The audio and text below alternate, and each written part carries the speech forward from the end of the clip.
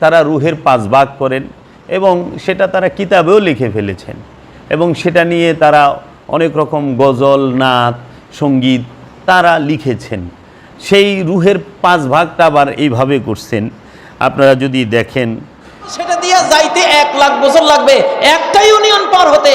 আর রুহের পারটা কি 1100 কোটি গ্রহ নক্ষত্রের গ্যালাক্সি ইউনিয়ন পার হয়ে প্রথম থেকে সপ্তাকাশ পার হয়ে আল্লাহর আরশের নিচে চলে যায় চক্ষের পলকেরও আগে। রুহের ক্ষমতা কত বড়! আল্লাহু আকবার। রুহের যে ইন্টারন্যাশনাল সেমিনার, মহা সম্মেলন হয়, যে হাদিসটা বলতেছিলাম বুখারীর হাদিস, তারুজুল আরওয়াহ ফি মানামিহা ইলা সামা, মুমিনের রূহগুলি ঘুমাইলে কোথায় চলে যায়? ফাইন কানা তাহিরান সাজাদা তাহতাল আরশি, যদি পবিত্র হয়ে ঘুমায় আল্লাহর আরশের নিচে সিজদায় পড়ে। আমাদের রূহের জগৎটা এক বিস্ময়কর জগৎ। আল্লাহু আকবার। তারুজুল আরওয়াহ ফি মানামিহা ইলা সামা, ঘুমের সময় সকল রূহ একটাও পৃথিবীতে থাকে না, সব আকাশে চলে যায়।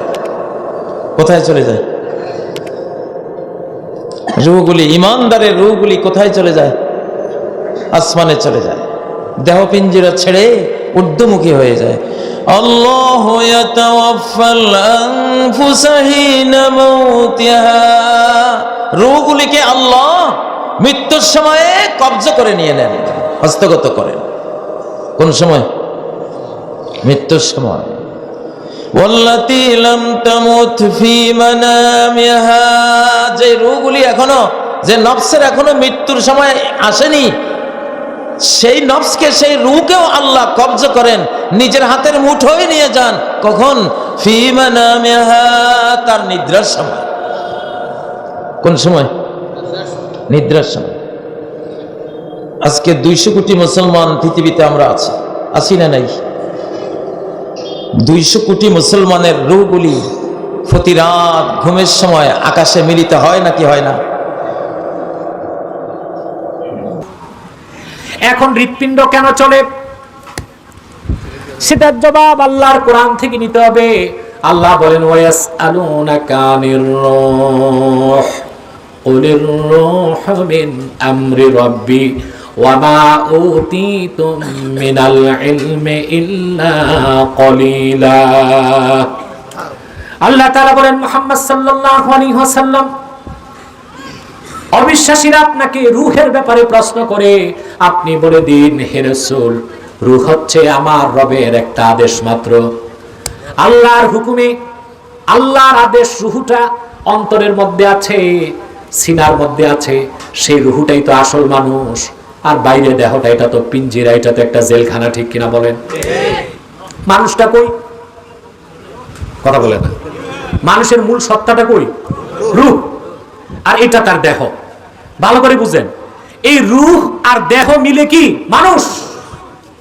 দেহের মূল হচ্ছে কল্ব, আর মানুষের মূল যে সত্তা অশরীরী, তা হচ্ছে রূহ। এই রূহ আর কল্বের মধ্যে যোগাযোগ স্থাপন করে নফস। কে করে? 3টা জিনিসের ব্যাখ্যা পেলেন? রূহ, কল্ব, নফস। একটা ছিল রুহের জগৎ। রুহের জগতে আমরা সবাই ছিলাম। রুহের জগতে যার সাথে যার বন্ধুত্ব, ভালোবাসা গভীর ছিল, দুনিয়াতে তার সাথে তার ভালোবাসা বেশি। এটা হয়তো জানেন না, জানতেন হাদিসটা? রুহের জগতে যদি কখনো আপনার সাথে আমার দেখা হয়ে থাকে, দুনিয়াতে আপনার সাথে আমার দেখা হবে ইনশাআল্লাহ। রুহের জগতে যদি আপনার আমার মধ্যে ঘনিষ্ঠ ভালোবাসা থেকে থাকে, এখানেও ভালোবাসা হয়ে যাবে ইনশাআল্লাহ। এটা বলে আমি আবার তোমাদের বয়ফ্রেন্ড গার্লফ্রেন্ড ভালোবাসা বুঝাই নাই, ওই ভালোবাসার কথা বলি নাই। আবার রুহের জগতে বিদ্বেষ, এখানেও দেখবেন বিদ্বেষ। ওটা একটা জগৎ ছিল যেখানে আল্লাহ পাক সমস্ত আদম সন্তানকে সৃষ্টি করে তাদের রুহটাকে রেখেছিলেন এবং ওয়াদা নিয়েছেন। কি ওয়াদা? আল্লাহ পাক বলেছিলেন, আলাস্তু বিরাব্বিকুম, সূরা আরাফের 182 নম্বর আয়াত পড়ে দেখবেন, 182 নম্বর আয়াত। আল্লাহ পাক বলেছিলেন যে আমি ওয়াদা নিয়েছিলাম, আলাস্তু বিরাব্বিকুম, আমি কি তোমাদের রব নই? আমরা সবাই বলেছিলাম, বেলা ইয়া রব্বি, অবশ্যই আপনি আমাদের রব। দুনিয়াতে এসে আমরা ভুলে গেছি।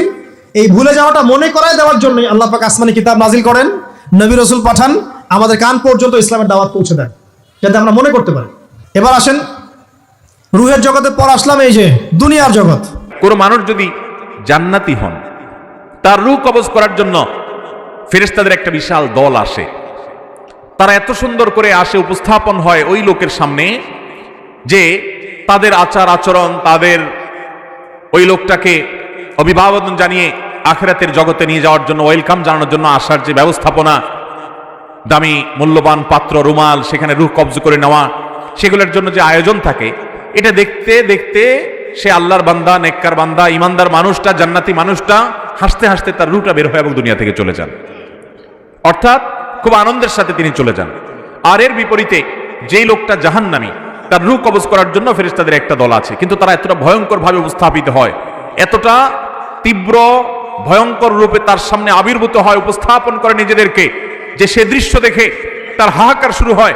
আশেপাশে মানুষগুলো টের পায় না, কিন্তু সে ঠিকই টের পায়। এজন্য আল্লাহ ডেকে বললেন, গোলাম, আমি জীবন বানালাম, মরণ বানালাম, জীবন মরণের মাঝখানে বানালাম রুহু। এই রুহু থাকলে তুমি জিন্দা, রুহুটা না থাকলে তুমি হয়ে যাও মুর্দা। এই যে মিজানুর রহমান আজারি কথা বলতেছে, হাসে, হাত নাড়ে, কথা বলে, কারণ রুহু আছে। এই রুহুটা বের হয়ে গেলে লাশ হয়ে পড়ে যেতে হবে। চিল্লায় বলেন ঠিক কিনা? রূহ হচ্ছে আল্লাহ পাকের একটি অর্ডার। তো এই অর্ডার একটি হুকুম, যার কোনো আকার নাই। এইখানে আল্লাহ শাস্তি কেমনে দেবে, এই শাস্তি আপনি এই দুনিয়ায় বুঝতে পারবেন। হঠাৎ করে আপনার গ্রেপ্তারি পরোয়ানা জারি হয়ে গেছে, তখন একটা টেনশন ক্রিয়েট করে। এই শাস্তিটা কোথায় হয়? বডির উপরে না রুহের উপরে? রুহের উপরে হয়। ঘুমায় আছেন, স্বপ্নে দেখতেছেন বাঘে তাড়াইতেছে, বউ কাছে শোয়া, পুলিশে তাড়াইতেছে, বাঘে তাড়াইতেছে, সাপে তাড়াইতেছে, ঘেমে ভয়, আপনি ভয়তে ঘেমে হাত বিট এত বাড়ছে, ঘুমের থেকে জেগে বউরে ধমকাচ্ছেন যে আমার বাঘে তাড়াইলো, তুমি একেবারে নাক ডেকে জন্মের মতো ঘুমাইতেছ। বউ তো টেরই পাই নাই, ঠিক কিনা? এই যে বাঘে তাড়াইলো, পুলিশে তাড়াইলো, সাপে তাড়াইলো, ঘুমের মধ্যে কষ্টে ঘাম বেরিয়ে গেল, এই শাস্তিটা কিছুর উপরে হইলো? রুহের উপরে। এটা আল্লাহ দেখাই দিলেন, মরার পরে এর থেকে মারাত্মক কঠিন শাস্তি রুহের উপরে হবে। তারপরে বডি বানানো হবে জাহান্নামে দেওয়ার জন্য। পবিত্র কোরআনের সূরা আলে ইমরান অধ্যায় নম্বর 3 আয়াত নম্বর 185-তে আল্লাহ তাআলা বলেন, কুল্লু নাফসিন যায়কাতুল মউত, প্রত্যেক আত্মাকে মৃত্যু স্বাদ গ্রহণ করতে হবে। এই আয়াতে ইহকাল হচ্ছে পরকালের জন্য পরীক্ষা। কোরআনে আল্লাহ বলেন সূরা মুলক অধ্যায় নম্বর 67 আয়াত নম্বর 2, আল্লাযী খালাকাল মাউতা ওয়াল হায়াতা, অর্থাৎ আল্লাহ জীবন ও মৃত্যুকে সৃষ্টি করেছেন তোমাদের মধ্যে কর্মে কে উত্তম তা জানতে। তাই এই পার্থিব জীবন পরকালের জন্য পরীক্ষা এবং প্রত্যেক আত্মাকে মৃত্যুর স্বাদ নিতে হবে। একজন মানুষ মারা গেলে তার আত্মা দেহের মধ্যে থাকে না, কিন্তু বিচার দিবসে যখন তাকে পুনরুত্থিত করা হবে, তখন তার করা নেক কাজ ও পাপ কাজের উপর ভিত্তি করে বিচার দিবসে সর্বশক্তিমান ঈশ্বর, তিনি মালিক ইয়াউমিদ্দিন, অর্থাৎ তিনি বিচার দিবসের মালিক, দুনিয়ার জীবনে আপনি যেমন কাজ করেছেন তার উপর ভিত্তি করে সেদিন আপনার জন্য নির্ধারণ করা হবে আপনি বেহেশতে না দোজখে যাবেন। সুতরাং আত্মা জীবিত থাকে, আত্মা মরে না। এটি কেবল মৃত্যুর স্বাদ গ্রহণ করে যখন কোনো মানুষের দেহ মারা যায়। যখন দেহ প্রাণের সঙ্গে থাকে তখন সে মানুষ। তবে পরকালে সম্পূর্ণ নতুন একটা দেহ দেওয়া হবে এবং আত্মা বেঁচে থাকবে, এবং তখন এই জীবনের পরীক্ষার ফলাফলের উপর ভিত্তি করে বেহেশত দোজখ দেওয়া হবে। কোরআনুল মাজিদের এবং আল্লাহর রসুলের এলমে তসৌফের শিক্ষা যাদের মধ্যে আছেন, তাহারা সবসময়ই জানেন যে আল্লাহ রব্বুল আলামিন বলছে, ফা ইন্নী করিবুন, নিশ্চয়ই আমি তোমাদের নিকটে অবস্থান করি। এবং আল্লাহ রব্বুল আলামিন বলছেন, আইনামা তুয়াল্লু ফাসাম্মা ওয়াজহুল্লাহ, তুমি যেদিকে তাকাইবা আমি ছাড়া কিছুই দেখবা না। ওহুয়া মাকুম আইনা মাকুম তুম, তুমি যেখানে আমিও সেখানে। নাহানু আকরাবু ইলাইহি মিন হাবলিল ওয়ারিদ, আমরা তোমার জীবন রোগের নিকটেই অবস্থান করি। এবং আল্লাহ বলতেছেন, ইন্নাল্লাহা মাআল মুমিনিন, নিশ্চয়ই আমি মুমিনদের সাথে আছি। আল্লাহ বলছেন আমি মুহসিনিনদের সাথে থাকি। আল্লাহ বলছেন আমি সবিরিনদের সাথে থাকি। আল্লাহ বলছেন আমি মুত্তাকিদের সাথে থাকি। তো যার সাথে, যার নিকটে, যার অন্তরে আল্লাহ থাকে, সে অত্যন্ত বিনয়ী এবং মহাজ্ঞানী হয়ে থাকেন। তাহারাই এই রূহ সম্পর্কে বুঝতে পারেন। আর যাদের আল্লাহ আসমানে থাকেন, তাহারা কি করেন? রুহেকে নুরানি মাখলুক বলে থাকেন, যে রূহ নুরানি মাখলুক। নাউজুবিল্লাহ, রূহ কখনো মাখলুক নয়। সারা কোরআনে রূহকে কোথাও মাখলুক বলা হয় নাই। রূহ এক বচন, রূহের কোনো বহু বচন নাই। রূহ সৃষ্টি নয়, আল্লাহ কোথাও রূহকে সৃষ্টি বলে নাই। যাহা সৃষ্টি নয় তাহার কোনো ভাগ হয় না। ভাগ হইতে গেলে সৃষ্টি হইতে হবে। রূহ স্বয়ং আল্লাহ রব্বুল আলামিনের আমর, রব্বুল আলামিনের আদেশ, রব্বুল আলামিন হইতে আগত রবের সুপ্ত এবং গুপ্ত রূপের নামই হচ্ছে রূহ। এই রূপেই রব্বুল আলামিন এই সমগ্র সৃষ্টি জগতের দুইটা প্রাণীর মাঝে অবস্থান, দুইটা প্রাণ মানে নফসের নিকটে, দুইটা নফসের নিকটে অবস্থান করেন, দুইটা প্রাণীর নিকটে, এক হলো জিন আর এক হলো ইনসান, যার নিকটে সুপ্ত এবং গুপ্ত রূপে অবস্থান করেন জিন এবং ইনসান। আর রূপ প্রকাশিত হয় একমাত্র মানুষের মধ্যে, ইনসানের মধ্যে, জিনের মধ্যে রুহের প্রকাশ বিকাশ হয় না। রুহের প্রকাশ বিকাশ যখন এই নফস, মানুষের নফসের মধ্যে হয়, তখন সে হইয়া যায় আদম, সে হইয়া যায় ওলিয়ে কামেল। রুহের প্রকাশ বিকাশ যেই পর্যন্ত মানুষের নফসের নিকটে হবে না, সেই পর্যন্ত সে আদম হবে না, অলি হবে না। অলি হইতে গেলেই রুহের প্রকাশ এবং বিকাশ এই নফসের নিকটে হইতেই হবে। এর জন্য জিনের নফসের নিকটে রূহ গুপ্ত এবং সুপ্ত রূপে অবস্থান করে, মানুষের নফসের নিকটে রূহ সুপ্ত এবং গুপ্ত রূপে অবস্থান করে। মানুষের মধ্যে যখন রূপ প্রকাশ এবং বিকাশ হয়, তখনই সে ওলিয়ে কামেল এবং আদমে পরিণত হয়।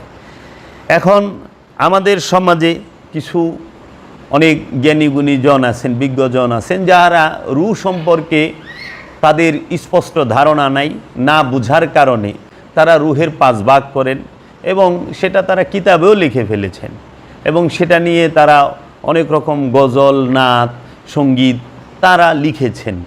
সেই রুহের 5 ভাগটা আবার এইভাবে করছেন, আপনারা যদি দেখেন, রুহকে সৃষ্টির মধ্যে এনে 5 ভাগ করে ফেলে। 1 নাম্বার ভাগ রুহে জামাদি, 2 নাম্বার ভাগের নাম হলো রুহে নাবাতি, 3 নাম্বার ভাগের নাম হলো রুহে হাইওয়ানি, 4 নাম্বার ভাগ হলো রুহে ইনসানি, 5 নাম্বার ভাগ হলো রুহে বাতেনি।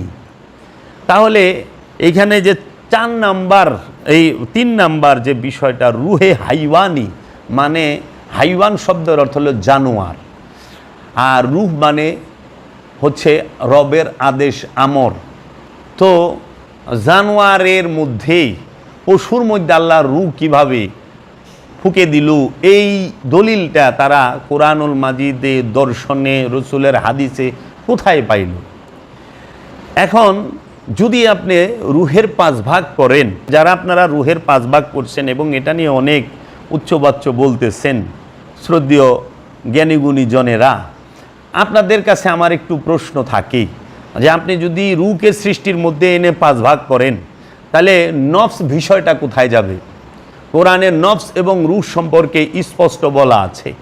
কোরআনুল মাজিদে রুহের কথা আছে 21 বার, নফসের কথা আছে 250 বারের উপরে স্পষ্টভাবে, এবং নফস তার বহু বচন আছে, কিন্তু রূহ এক বচন, রুহের বহু বচন নাই। এখন আপনি যদি রূহকে 5 ভাগ করেন, তাহলে নফসকে আপনি কি করবেন? নফসের ভাগের কথা তো কোরআনে স্পষ্ট আছে।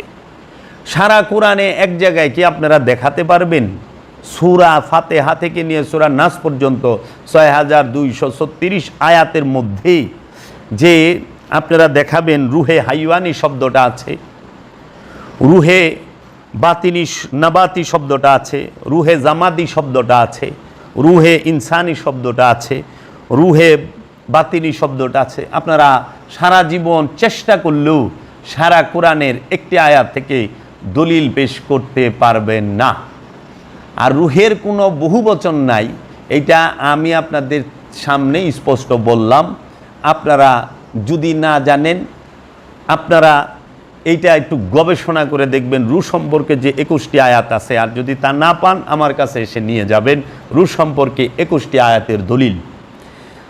এখন আসেন, আপনি নফস তথা প্রাণকে নফস বলাই ভালো। নফসের কয়েকটি ভাগ করা যায়, যেমন নফসে আম্মারা। নফসে আম্মারার কথা কোরআনে আছে, এক নফস, সেই নফসের বেশ কয়েকটি ভাগ আছে, যেরকম নফসে আম্মারা, নফসে লওয়ামা, নফসে মুতমাইন্না, আবার বলা হয় নফসে মুলহেমা এবং নফসে ওয়াহেদাতান।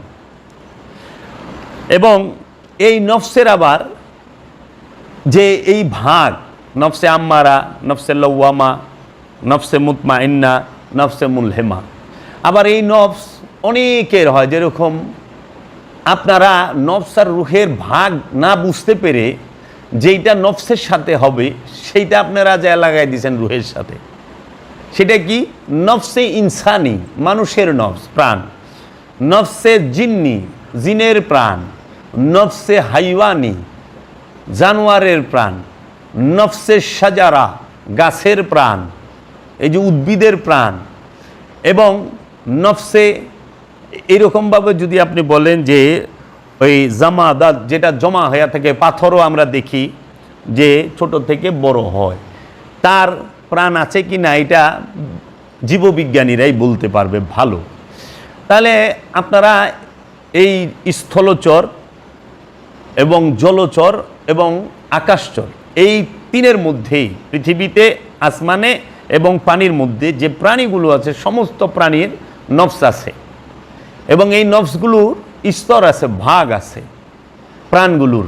এখন আপনারা প্রাণের রহস্য কিছুই বুঝতে পারেন নাই, এই প্রাণকে আপনারা রু বলে রু আখ্যায়িত করেছেন। প্রাণের নফস দেখেন, নফস সে জন্ম নেয়, নফস জন্ম দেয়, নফস মৃত্যুবরণ করে, কারণ যে জন্মাবে তার মরণ আছে, যে সৃষ্টি তার মৃত্যু আছে। তাহলে যদি নফস রু সৃষ্টি হয় তাহলে রুহের তো মরণ আছে, নাউজুবিল্লাহ মিন জালিক। সারা কোরআনে তো এক জায়গাও নাই যে কুল্লু রুহিন যায়কাতুল মউত, যে প্রত্যেক রু মৃত্যুর স্বাদ গ্রহণ করবে। আল্লাহ এমনও বলেন নাই যে আমি রুকে সৃষ্টি করেছি। রু সৃষ্টিও না, রু মরেও না, কারণ সৃষ্টি হইলেই তার মৃত্যুর স্বাদ গ্রহণ করতে হবে। সৃষ্টিকে নফস, তাই কোরআন বলছে কুল্লু নফসুন যায়কাতুল মউত, প্রত্যেক নফস মৃত্যুর স্বাদ গ্রহণ করে। এবং সৃষ্টির সাথে কিছু লেগে থাকে। নফস যেহেতু সৃষ্টি, সেই নফসের মধ্যে উদ্দেশ্যমূলকভাবে আল্লাহ শয়তানকে ঢোকাইয়া দিছে, খান্নাস রূপী শয়তানকে নফসের সাথে দিয়া দিছে, দিয়া আবার আল্লাহ কয়ে দিচ্ছে মিন শাররিল ওয়াসওয়াসিল খান্নাস, শয়তান থেকে তুমি মুক্তি নাও, খান্নাস রূপী শয়তান হইতে মুক্তি নাও। এখন এই খান্নাস রূপী শয়তানকে যখন নফসের সাথে দিয়া দিছে, তখন কি করে নফস? নফস তো সৃষ্টিগতভাবে পবিত্র, নফস আগুন, পানি, মাটি, বায়ু না, নফস হচ্ছে নূর, আল্লাহর সেফাতি নূর, আল্লাহর সেফাতি নূর। আগুন, পানি, মাটি, বাতাস দিয়ে দেহ তৈরি, কিন্তু নফস তৈরি না। এই আগুন, পানি, মাটি, বাতাস দিয়ে যে দেহ তৈরি, এই দেহের অঙ্গ সৌষ্ঠবের উপরে, অঙ্গ প্রত্যঙ্গগুলোর উপরে আল্লাহ রব্বুল আলামিন রহস্যময় নফসকে তথা রহস্যময় প্রাণকে সেট করে দিয়েছেন। কোথায়? এই দেহ, মাটির যে আগুন, পানি, মাটি, বাতাস দিয়ে যে দেহটা তৈরি, সেই দেহের মাঝে নফসকে সেট করে দেওয়া হয়েছে। এর জন্য নফসের কোনো অঙ্গ প্রত্যঙ্গ নাই, অঙ্গ প্রত্যঙ্গ হয় দেহের। এই দেহের অঙ্গ প্রত্যঙ্গ সৌষ্ঠবের উপরে আল্লাহ রব্বুল আলামিন রহস্যময় নফসকে সেট করে দিয়েছে। এর জন্য আল্লাহ নফসের পরিচয় জানার তাগিদ দিয়েছে, নফস সম্পর্কে উদাসীন হইতে নিষেধ করেছে। নফসের পরিচয় জানতে রসুল বলেছেন তোমরা নফসের পরিচয় জানলেই আল্লাহর পরিচয় জানবা। তাহলে এই নফস কাকে বলে? আমার দয়াল মুর্শিদ বাবা জাহাঙ্গীর আমাকে যে শিক্ষাটা দিয়েছেন, বাবা জাহাঙ্গীর বলেছেন, বাবা জেনে নাও, নফস হচ্ছে মানবীয় ইন্দ্রিয় অনুভূতির বিচিত্র গতি প্রবাহের নামকে বলা হয় নফস। এই মানবের, এই মানুষের যে ইন্দ্রিয়গুলো আছে, এই ইন্দ্রিয়গুলোর যে অনুভূতি আছে, সেই অনুভূতির যে বিচিত্র গতি প্রবাহ আছে, সেই বিচিত্র গতি প্রবাহের কেই বলা হয় নফস, প্রাণ। আর এই নফসের মধ্যেই আল্লাহ রাব্বুল আলামিন খান্নাস রূপী শয়তানকে উদ্দেশ্যমূলকভাবে পরীক্ষা করার জন্য সে মিশিয়ে দিছে। কেন? যেন সে, আল্লাহ দেখতে চায় যে এই নফস কি আমাকে ভালোবাসে না খান্নাসের কুমন্ত্রণায় দুনিয়াকে ভালোবাসে, এই পৃথিবী এবং দুনিয়ার মায়ায় পইরা আমাকে ভুলে যায় কিনা। তাই আমরা দেখতে পাই নফসের জন্য, নফসকে আল্লাহ সৃষ্টি করেছেন এক নফস হইতে। কোরআন বলতেছেন আমি এক নফস হইতে সমস্ত নফসকে সৃষ্টি করেছি, সূরা আরাফে আছে। আপনি যদি দেখেন আল্লাহ রাব্বুল আলামিন বলতেছেন কুল্লু নফসুন যায়কাতুল মউত, প্রত্যেক নফস মৃত্যুর স্বাদ গ্রহণ করবে। নফস খায়, নফস ঘুমায়, নফস সে নিজের উপরে জুলুম করে, নফস অন্যের উপরে জুলুম করে, নফস সে জাহান্নামে যাবে, নফস সে জান্নাতে যাবে, নফসের জন্য পবিত্রতা, নফসের জন্য নাপাকি, নফসের জন্য শুদ্ধতা, নফস সে সবসময় তেলতামাশায় মিশে থাকে। এইভাবে অসংখ্য বিষয় বলেছে যে নফস সে সবসময় স্বার্থপর হয়, নফস জন্মগত লুবি, নফস জন্মগত সে অকৃতজ্ঞ, মানুষ জন্মগত অকৃতজ্ঞ, মানুষ লুবি, এইভাবে অসংখ্য বলেছে। ভিডিওটা বড় হবে, এর জন্য আমি ডিটেলস এখানে বলতেছি না। তো এর জন্য আপনারা দেখবেন যে রূহ আল্লাহ রব্বুল আলামিন কোথাও সৃষ্টি বলে নাই। এখন যখন আমরা কোনো একটা শ্রেণীকে ধরিয়ে দিয়েছি যে যাহারা আপনারা রূহের 5 ভাগ করেছেন, আপনারা রূহ সম্পর্কে বুঝতে পারেন নাই এবং আপনারা রূহ সম্পর্কে কোরআন থেকে গবেষণা করে আপনারা সেইটা মানুষের কাছে দিতে পারেন নাই। এটা আপনাদের একটি নফস সম্পর্কে যে ধারণাটা সেটাকে রূহের উপরে চাপিয়ে দিয়েছেন এবং রূহ 5 ভাগ করছেন অজ্ঞতার কারণে, রূহ সম্পর্কে অজ্ঞতার কারণে। আবার রূহে সোয়াব নজর পাঠাচ্ছেন যারা, রূহ স্বয়ং আল্লাহ, আল্লাহর জন্য আপনি কি সোয়াব পাঠাচ্ছেন? রূহ স্বয়ং আল্লাহর আদেশ, আমরি রব্বি, রূহ নাজেল হয়, রূহ নিক্ষেপ হয়, রূহ ফুৎকার হয়, রূহ সে তার হেদায়েতের প্রয়োজন হয় না, নফসের হেদায়েতের প্রয়োজন হয়। তাহলে আপনারা কিভাবে রূহের জন্য মাগফিরাত কামনা করেন? কারণ রূহ তো মরেই না, যে মরে না তার জন্য কিসের মাগফিরাত? যে জুলুম করে না, যে অত্যাচার করে না, যে নাপাক হয় না, যে পাপ করে না, তার জন্য আপনারা কিভাবে সওয়াব পাঠান এবং তার জন্য কিভাবে আপনারা মাগফিরাত কামনা করেন? মাগফিরাত কামনা করতে হইলে, সওয়াব পাঠাইতে হইলে নফসের জন্য পাঠান, নফসের জন্য মাগফিরাত কামনা করেন, প্রাণের জন্য। কারণ প্রাণ কিয়ামতের মুখোমুখি হয়, রূহ কিয়ামতের মুখোমুখি হয় না। নফস সাআতের মুখোমুখি হয়, রূহ সাআতের মুখোমুখি হয় না। নফস হাসরে উঠবে, রূহ হাসরে উঠবে না। রূহ স্বয়ং আল্লাহ, হাসরের দিবসে রূহ সে সমস্ত কিছু বলবে। এর জন্য আপনারা যাহারা রসুলের জন্য দোয়া করেন, রসুলের রূহে সওয়াব পাঠান, তারা সারাসার বেয়াদবি করেন।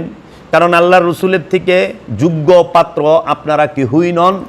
আপনারা যারা রসুলের জন্য সওয়াব পাঠান, রসুলের রূহে সওয়াব পাঠান, রসুলের রওজায় সওয়াব পাঠান, তারা ভুল করেন, এর থেকে সইরা আসেন।